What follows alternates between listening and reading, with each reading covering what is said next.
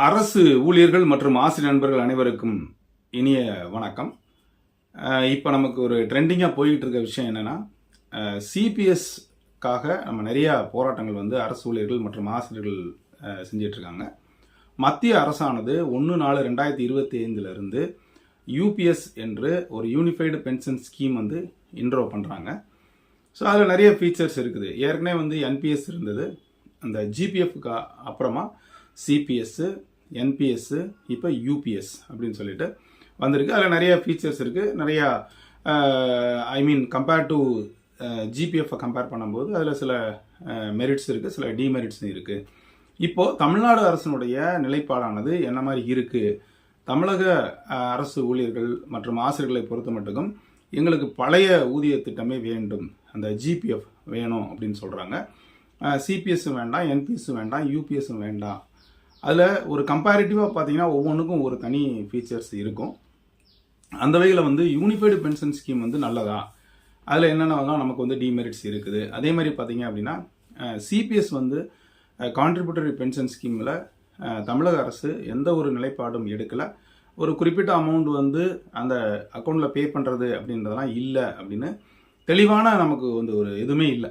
கிட்டத்தட்ட வந்து 40,000 பேர் வந்து ஓய்வு பெற்று இருக்கிறாங்க அந்த சிபிஎஸ்ல. 2004க்கு அப்புறமா ஜாயின் பண்ணவங்க ரிட்டையர்மெண்ட் ஆகி இன்னும் வந்து எந்த பலனும் பெறவில்லை. அவங்களுக்கு கான்ட்ரிபியூட் பண்ண பணத்தை அப்புறம் எடுத்துக்கிட்டாங்க. அதாவது எம்ப்ளாயர் கான்ட்ரிபியூஷனும் எம்ப்ளாயி கான்ட்ரிபியூஷனும் மட்டும் வந்து திருப்பி பே பண்ணியாச்சு. அதுவும் கோர்ட் ஆர்டரினுடைய அடிப்படையில்.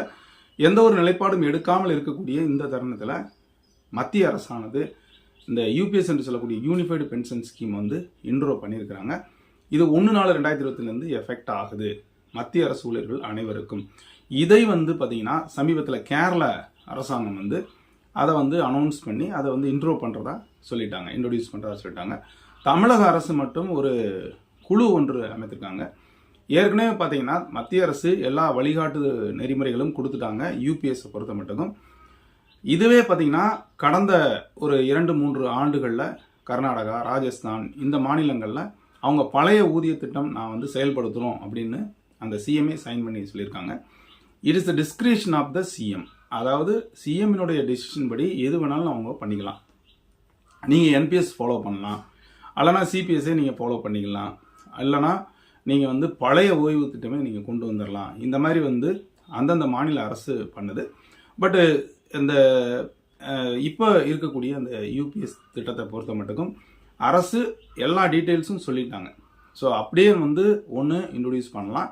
அதில் நிறைய பாதகங்கள் இருக்குது. அப்படின்றதுனால அரசு ஊழியர்கள் எங்களுக்கு பழைய ஓய்வு திட்டமே கொடுங்க.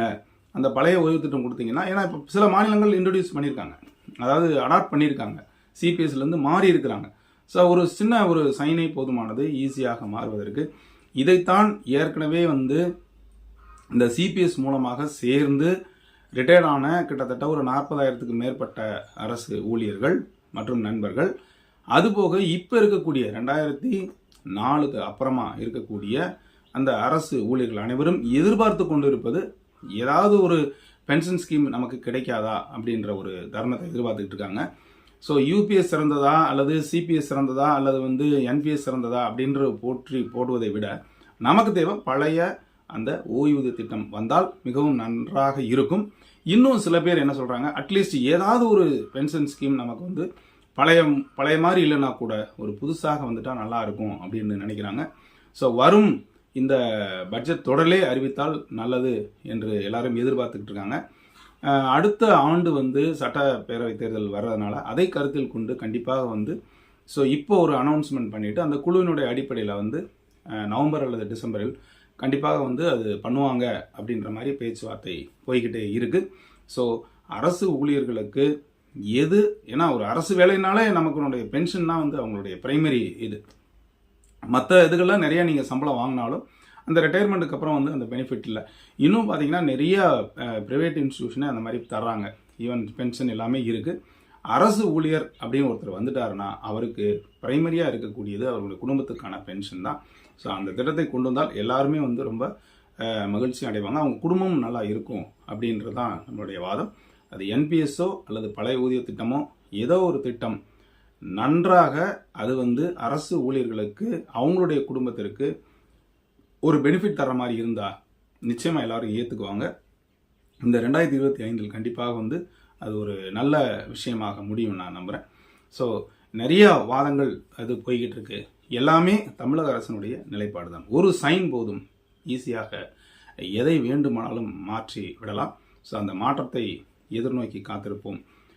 தொடர்ந்து இதை உங்களுடைய நண்பர்கள் அனைவருக்கும் ஷேர் பண்ணுங்கள், லைக் பண்ணுங்கள், கமெண்ட் பண்ணுங்கள். இது வரைக்கும் டிஸ்கவரி யுவர் சேனலை சப்ஸ்கிரைப் பண்ண கொடுத்துற பெல்லைக்கான கிளிக் பண்ணுற ஆப்ஷனை மறக்காமல் செலக்ட் பண்ணுங்கள். மீண்டும் அடுத்த ஒரு நல்ல அப்டேஷன் சந்திக்கிறேன். நன்றி, வணக்கம்.